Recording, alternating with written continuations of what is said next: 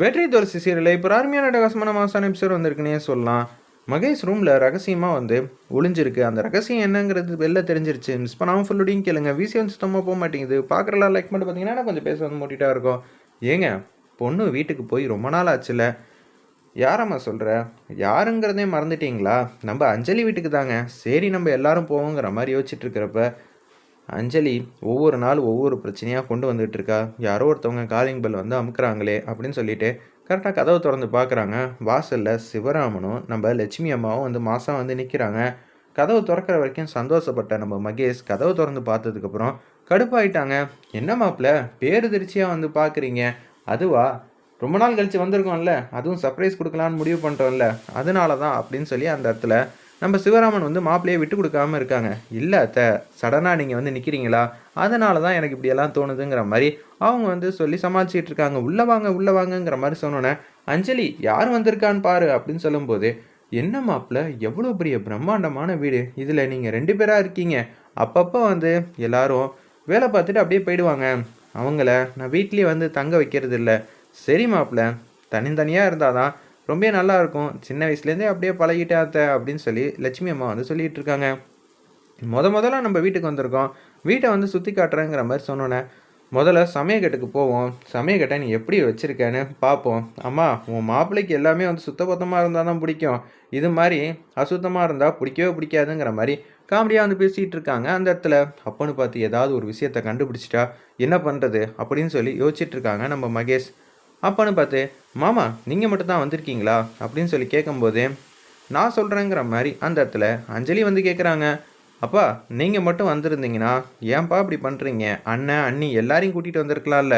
இவங்க 2 பேரையுமே சமாளிக்கிறது ரொம்ப கஷ்டமா, இதில் அண்ணன் அண்ணி வேற வந்துட்டா நான் என்ன பண்ணுவேங்கிற மாதிரி மகேஷ் வந்து யோசிக்கிறாங்க.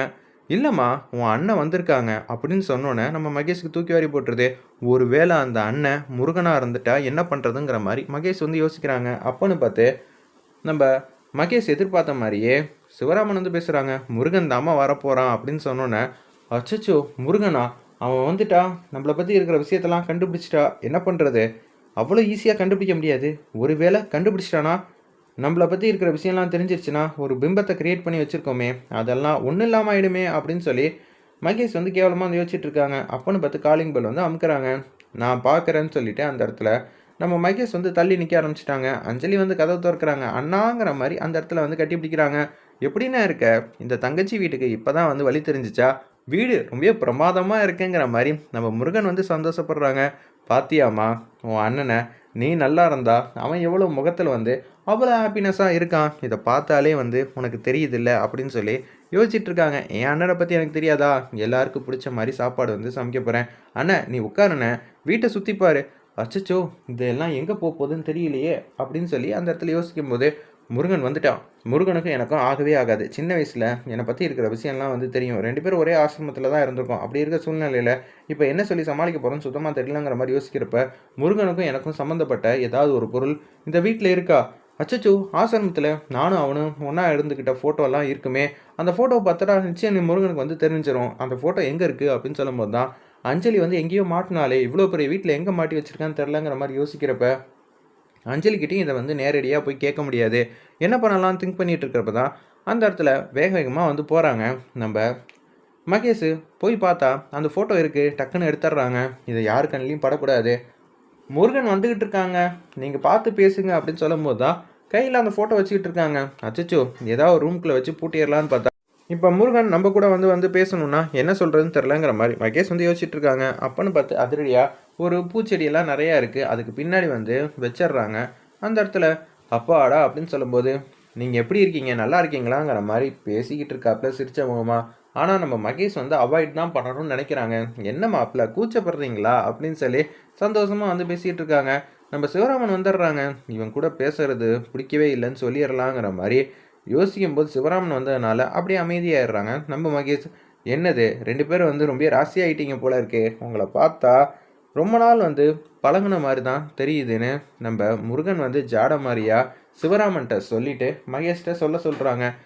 இவர் என்ன சொல்கிறாரு அப்படின்னு நம்ம மகேஷ் வந்து கேட்ட உடனே, இல்லைங்க உங்களை எங்கேயோ பார்த்த மாதிரி தான் தெரியுதான். எங்கேயோ பார்த்த மாதிரினா இப்போ தான் ரொம்ப நாளாக வந்து தெரிஞ்சவங்க தானே, அப்புறம் என்ன அப்படின்னு சொல்லி மகேஷ் வந்து அவங்க சொன்ன விஷயத்த மாற்றி பேச பார்க்குறாங்க. இல்லைங்க, அவன் என்னமோ சின்ன வயசில் அவங்க கூட வந்து பேசி பழகுன மாதிரியே இருக்குன்னு தான் முருகன் சொல்கிறதாக நம்ம சிவராமன் வந்து சொல்லிகிட்டு இருக்காங்க. இதை கேட்டோன்னே, ஐயோ என்னடா அது, ஃபோட்டோவை பார்த்தா தான் கண்டுபிடிப்பான்னு பார்த்தா நம்ம கூட பேச்ச ஆரம்பித்தாலே வந்து எல்லாமே தெரிஞ்சிருமா, இனிமேட்டு ஒரு முக்கியமான வேலை இருக்குன்ற நம்ம ரூம்குள்ளே வந்து போயிடுவோம், அதுக்கப்புறம் இவங்கெல்லாம் போனதுக்கப்புறமேட்டுக்கு வருவோன்னு சொல்லிட்டு அஞ்சலி அப்படின்னு சொல்லி கூப்பிட்றாங்க. எனக்கு நிறைய வேலையெல்லாம் வந்திருக்கு, நீ இவங்களை எல்லாரையும் நல்லபடியாக பார்த்துக்க, என்னை மட்டும் டிஸ்டர்ப் பண்ணாத, எனக்கு கொஞ்சம் வேலையெல்லாம் இருக்குது சரியா அப்படின்னு சொன்னோன்னே, ஏங்க ஏங்க இப்படி பண்ணுறீங்க? இல்லைம்மா, உங்கள் சந்தோஷம் நிம்மதி இல்லை, நான் தடையாக இருக்கக்கூடாதுல்ல, நான் என் ரூமுக்கு போகிறேன், ஏகப்பட்ட மெயிலெலாம் இருக்குது, திடீர்னு இப்போ தான் மேனேஜர் வந்து ஃபோன் பண்ணி சொன்னாருங்கிற மாதிரி சொல்லிட்டு அங்கேருந்து போகிறாங்க. சரிங்க அப்படின்னு சொல்லி ரூமை தாப்பா போட்டுட்டு அப்படியே உள்ளே உட்காந்துக்கிட்டே இருக்காங்க. முருகன் கண்டுபிடிச்சிருவானோ, முருகன் போகும்போது அஞ்சலிக்கிட்ட எல்லாத்தையும் சொல்லிட்டு போயிடுவானோ, இப்படியெல்லாம் நடந்துச்சுன்னா அஞ்சலியோட எப்படியெல்லாம் வந்து முகம் மாறும் அப்படின்னு சொல்லி அந்த இடத்துல மகேஷ் மட்டுக்கு திங்க் பண்ணிகிட்டே இருக்காங்க. உண்மையிலேயே இவ்வளோ பெரிய வீட்டில் நீங்கள் 2 பேர் தான் இருக்கீங்களா? ஆமாம்மா, ரூமுன்னு பார்த்தா ஒரு 50 ரூம் கிட்டே இருக்குமா, என்ன பண்ணுறது, எனக்கே கொஞ்சம் பெரிய வீட்டில் தான் இருக்கோங்கிற மாதிரி தோணுது. என்னது தோணுதா? உண்மையிலேயே பெரிய வீட்டில் தாண்டி இருக்க அப்படின்னு சொல்லிட்டு இருக்காங்க.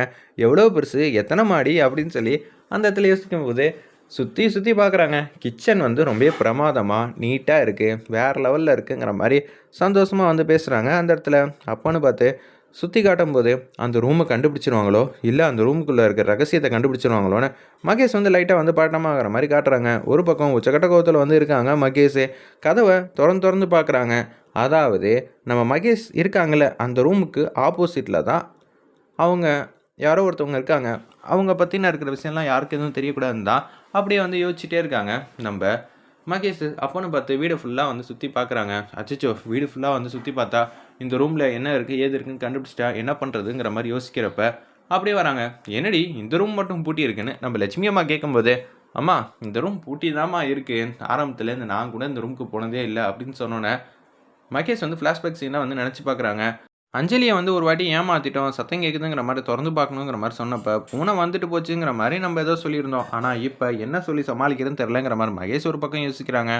என்னடி சொல்கிற, உனக்கே தெரியாமல் இந்த ரூம் வந்து ரொம்ப நாளாக பூட்டி இருக்காங்கிற மாதிரி லட்சுமி அம்மா வந்து கேட்குறாங்க. நம்ம அஞ்சலி கிட்ட நம்ம முருகனும் அந்த ரூம் பக்கம் தான் வராங்க. சிவராமன்லேருந்து எல்லாரும் வெயிட் பண்ணி பார்ப்போம்.